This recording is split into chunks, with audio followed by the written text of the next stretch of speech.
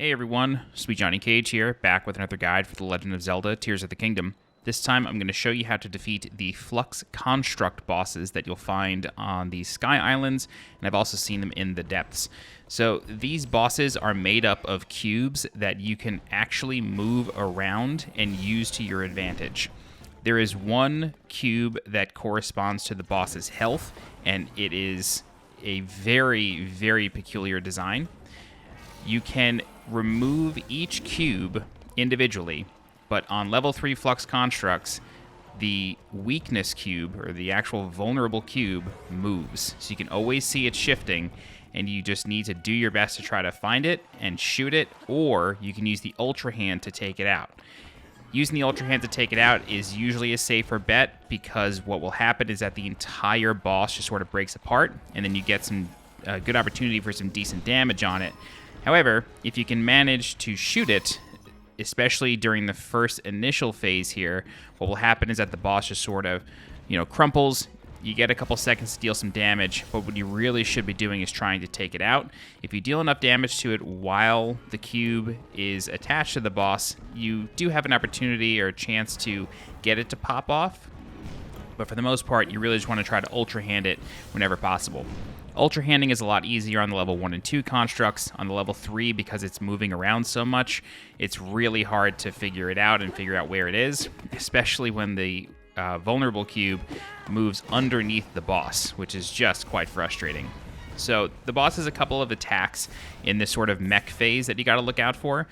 He can walk around and just sort of stomp, and then you just run away from that, but he can also break apart and sort of teleport near you. When he does that, you want to just run in a direction away from the boss. I know that sounds obvious, but you just don't want to stop. This way, when he finally, reconfigures itself, you won't take any damage.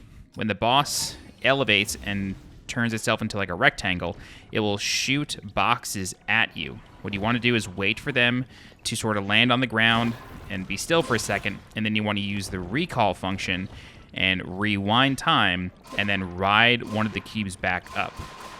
Then you should be able to find the vulnerable cube to knock it off, and then get some more damage on it. When the boss starts moving around in a cube fashion, really the best thing you could try to do is break it apart using Ultra Hand.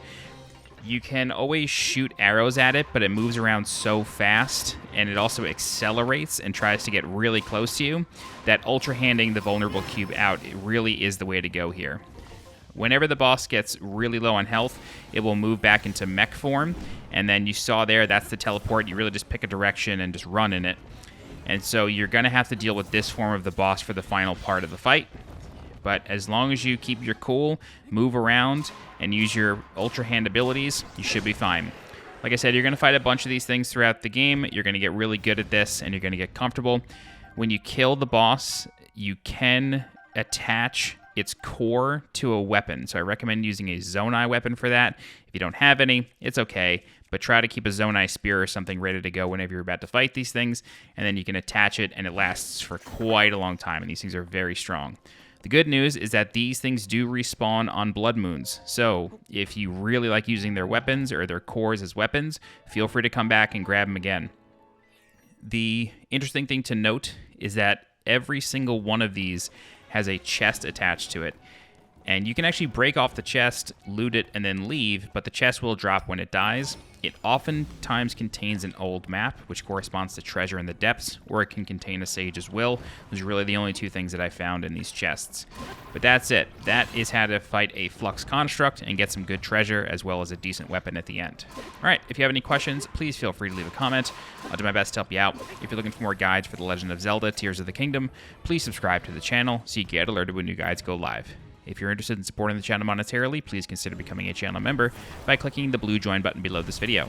Don't forget to follow me on Twitter and join my Discord. The links for those are in the description below. As always, I'm SweetJohnnyCage. Thank you so much for watching, and I'll see you next time. Bye-bye.